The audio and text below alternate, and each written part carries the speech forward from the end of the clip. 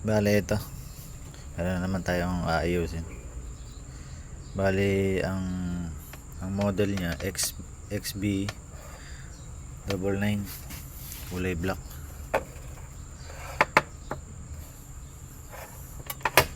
Bale kakalasin ko muna.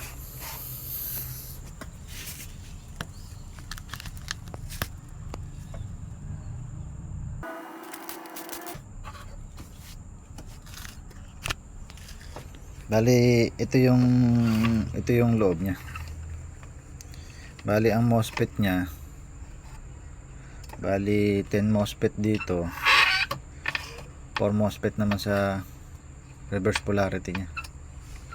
Ito 4. Taglima din sa sa transformer niya. Bali aayusin po natin to. Aalisin po natin yung sira dahil ayaw daw pumandar nito. Bali nilagyan ng capacitor ng electric fan, kapandikit pa. Bali alasin ko lang.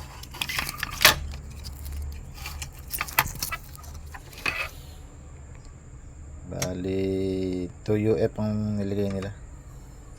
Bali ano ko lagay 3. Papalitan na natin ng to nung para talaga dito. Ayos, lilinisin ko ito.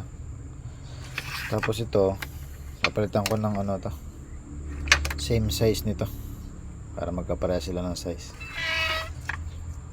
Bali paandarin ko muna, tingnan ko kung ano yung problema. Tingnan ko lang ang battery valve.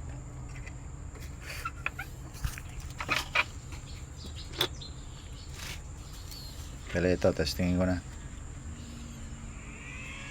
Bale yan, may blower siya, wala siyang tunog. Wala. Bali magkaklas muna ako. Tanggalin ko muna yung palitan ko muna yung mga capacitor, mga kailangan palitan, tsaka ko ulit testingin.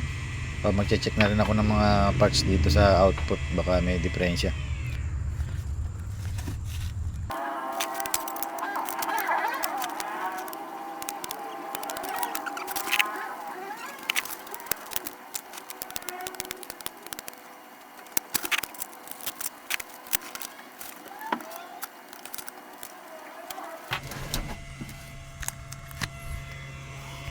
Bale ito okay na.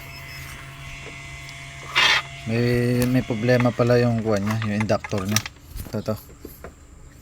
Kaya pala ayaw niyan dumiretso ng tunog.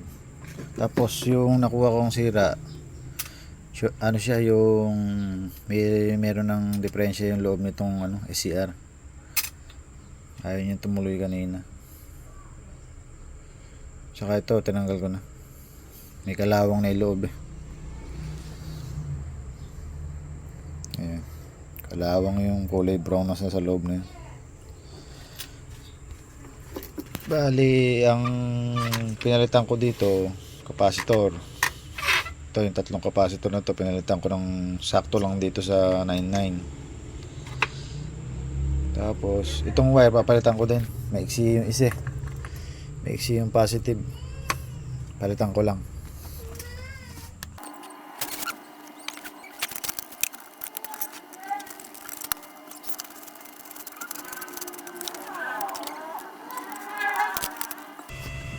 Bali ito okay na.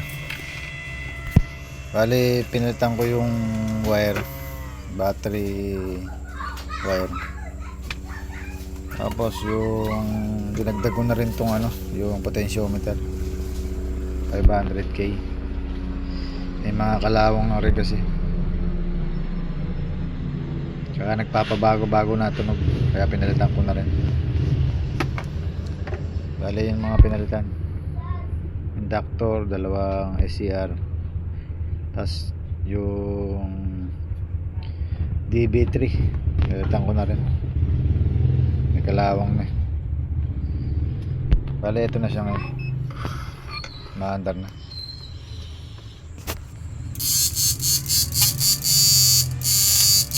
Bali ito yung kinakain niya sa sa meter natin. Tanggalin ko muna yung blower.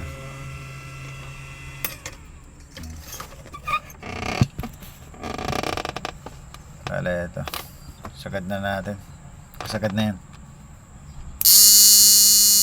Bali 57 ampere, 661. Bali lobat lang yung baterya ko, kaya hindi masyadong mataas yung kanyang ampere sa watts. Bali kagabi pa kasi ginagamit tong baterya ko, kaya 12.49 na lang. Lobat na lobat. Bali charge ko muna sandali, tapos i-videoan ko ulit. Pause ko muna. Bali ito na, i-charge ko na. Iyon ko na.